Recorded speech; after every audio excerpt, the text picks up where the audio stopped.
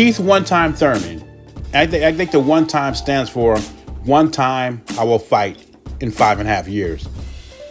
Keith Thurman is doing more talking than boxing these days, and he had some interesting takes on Canelo versus Crawford. And I always said Keith Thurman's a good talker. He would be a good commentator one day in boxing when his career's over. Basically, it's over now. He just haven't announced it. But let's listen to Keith Thurman's take on a Crawford-Canelo fight. I don't own the rights to this material. It's for educational purposes only.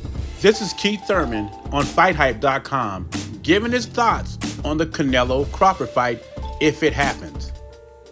When Canelo fought Charlo, besides the knockdown, Charlo was able to protect himself very well against Canelo's onslaught. The only problem was, while protecting himself, there was no offense. And I believe, seeing what I saw, I believe Crawford saw the same thing. If Charlo can go so untouched by just being, once he got dropped, spider senses, boom, fully awakened, right? Boom. So now hands up, don't make no mistakes. So that's how it is. We saw it in the Munguia fight. We saw it in the last fight. It's those little mistakes that end up having big consequences against Canelo, right? Floyd, Bivol, where's the mistakes? You gotta be, you gotta get that 10 out of 10. You don't make mistakes, It's like you gotta be sharp up against Canelo. That is Keith Thurman's take. He thinks Crawford has to be perfect when he fights Canelo. And he talks about Dimitri Bivol's fight against Canelo, and he also talks about Mayweather's fight against Canelo. I give Dimitri Bivol more credit than I do Mayweather, because when Mayweather fought Canelo, he was still raw. And even Canelo says that Mayweather took him to school.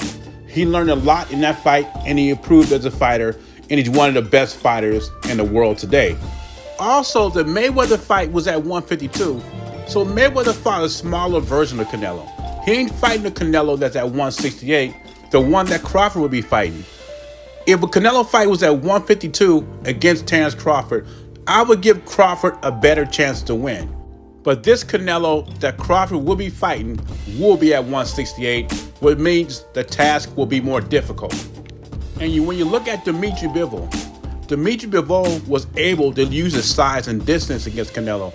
Canelo had a hard time getting inside to throw his shots. Bivol is the master of distance, something that Berlanga and Munguia couldn't do. And that's why Canelo couldn't land his big shots like he did in the Munguia fight and Berlanga fight, knocking both of them down. He couldn't do that against Bivol because Bivol's a more skilled fighter, and he has some physical advantages. And he was physically bigger than Canelo. And that's where Crawford falls short. I don't think Crawford is physically big as Canelo is.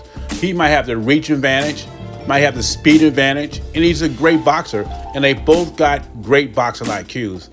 I think where he falls short is the weight. I mean, like I said, if it was 152 like Mayweather fought him in, Crawford would have a good chance to beat Canelo, but it's at 168. And I have to agree with Keith Thurman when he says this. Crawford is going to have to fight the perfect fight. Defensively, hit and don't get hit mentality, but Crawford is not Mayweather, and this is the reason I'm picking Canelo to knock him out. Because regardless what the haters say, because Crawford got haters coming from all angles. He got the Errol Spence guys.